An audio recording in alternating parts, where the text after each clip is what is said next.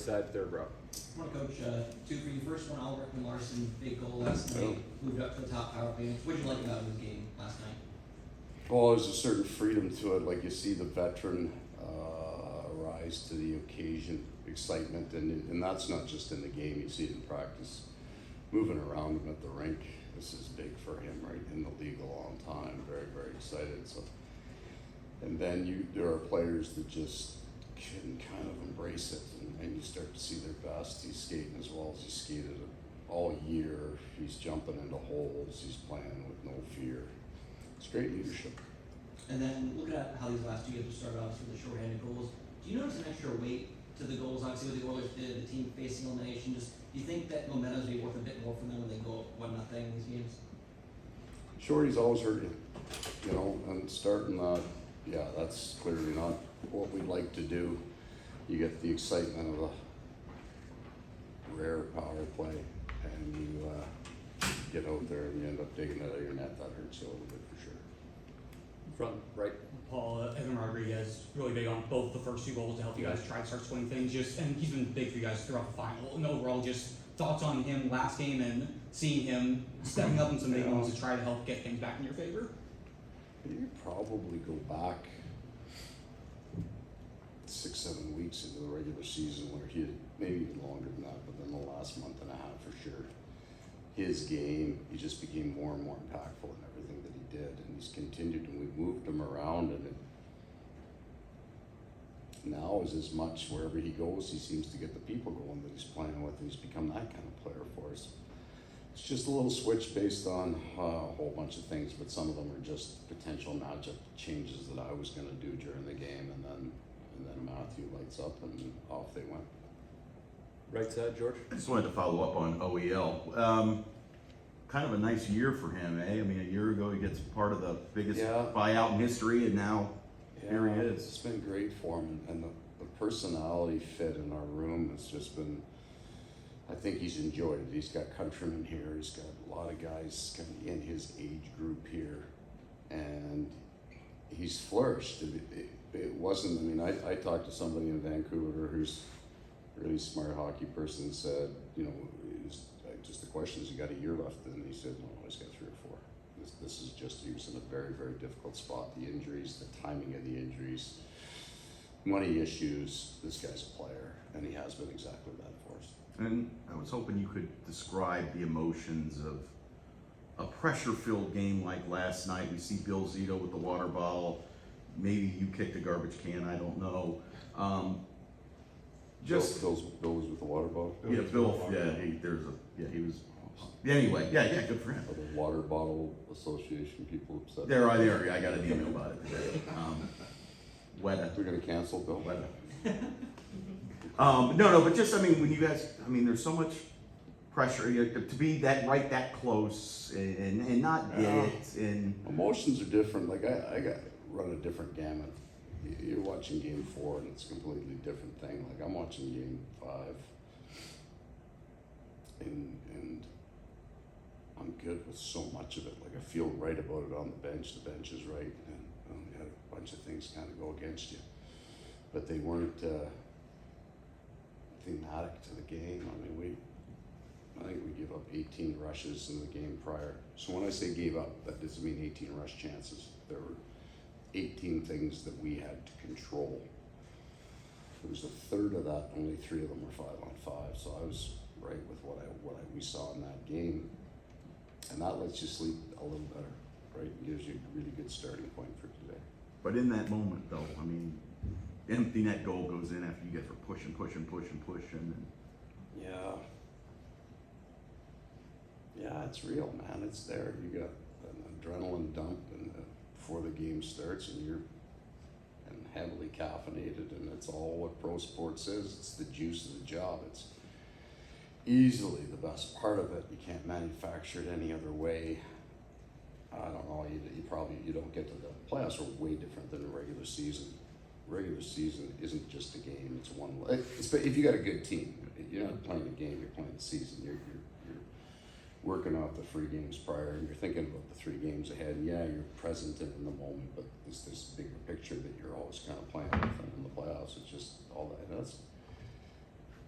playoffs is you get this instant kind of, that's awesome, Right. right? Like even it's you're growling at 3 o'clock in the morning, you're still, well, that's good. You're alive. It's a good thing. Left side, first row. Along those lines, how would you put into words what the level of pressure feels like right now? Because you're still leading the series, like I said last night, but 3-2's gotta look a whole lot different than 3-0 did, obviously. Yeah, you're gonna think I'm lying to you. I'm more comfortable. I understand the feeling of 3-2 because most series are like that. That's more 3-0 is more of an aberration in it. Pressure. I think if you spend enough time, I think we think about these things possibly differently, right? And I'm not sure that I would agree with the assessment that the pressure has shifted so heavily to us.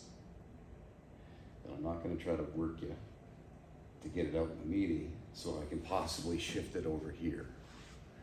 And I just, we've had something that possibly to protect at 3-0, right? Protect the opportunity to earn this, now we gotta protect it. And they would have had nothing to protect in game 4, nothing. So there's a little bit of a leveling out of what you feel like you have to protect. Isn't that working? Just a little, isn't that? No, you don't have to report any of that.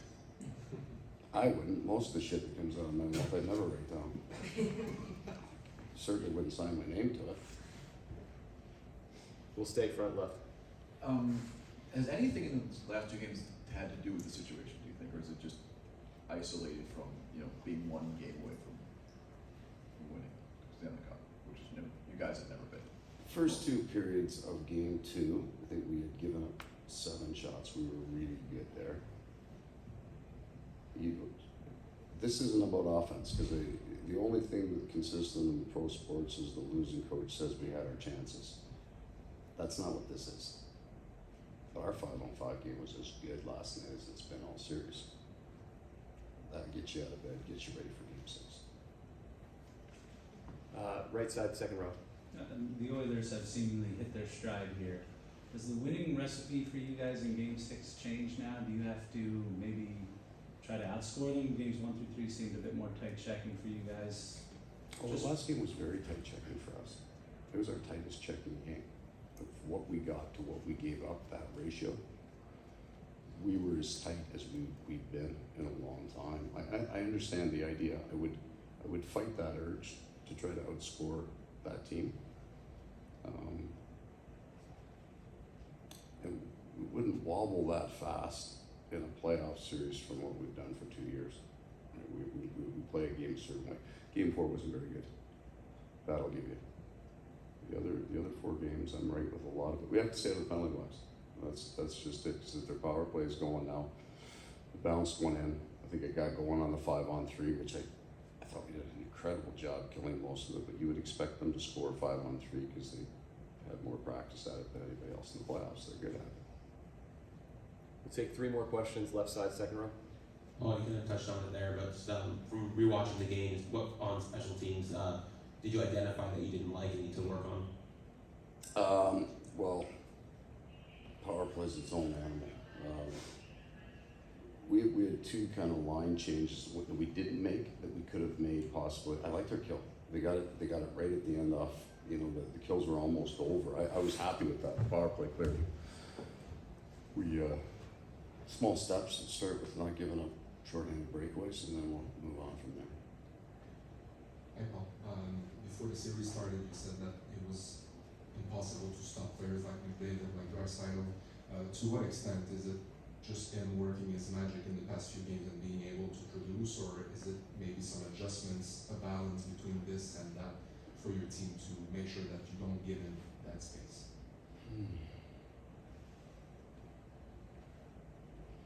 I don't know that his expected goals have increased in the last 2. They've just gone for him. But you would expect that to happen. If he gets X number of chances, there's going to be a point, whatever, 6 or 7% of that's going in. We'd have a higher percentage than most players, very possibly any player. We'll have to limit that X, but we also understand that some are going in. And it's still 3-2. Last question, back right. I gotta check when I get back to the office. Yeah, that was just. Hey, Coach. No, it's an honest good question. I just fired that in the end because you guys are all in bad fucking night. How can I be the only person in a decent mood here today? I'm in a great mood. Thank So- you. Thank you for brightening up the day. You're welcome. Can you talk to me about Tkachuk last night's performance, specifically that late save when the net was empty?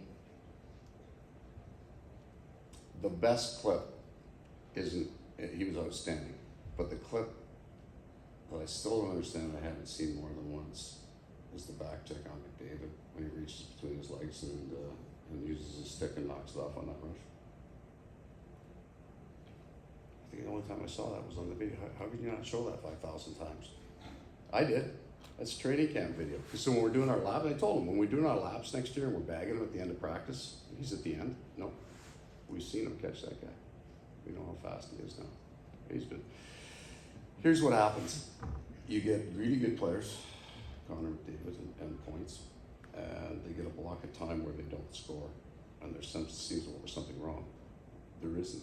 Nobody, even Connor McDavid, scores at the rate in the last 3 games over 82 or over every playoff game where he'd have 700 points a year, right? That's the way this works. Just a 40-goal scorer. Let's say in 10 of those games he scores 2, so he's got 30 games that he scores in. What does he do with the other 50? He's still a pretty good player, right? And that's how I feel about Matthew. There's a stretch there he wasn't scoring, and then that shot was really, really good. It was pretty good though, but he's got hands like, you ever wonder what it'd be like to have hands like that? Like for a day, for a practice. Standing beside Darren Langdon in practice one day, only a handful of you remember that guy. And Sammy Kapanen went by us like a Mach 2. And Darren says, God, what I would give to skate that fast once. And we were laughing, yeah, me too, and Sammy, and Darren goes, and Sammy comes up, and he said, Darren Langdon says he would give anything to skate. And he turns to me, he goes, just one game, I'd like to fight like Darren Langdon. I'd kill every day. So we all have different gifts. That's all you get. Thanks.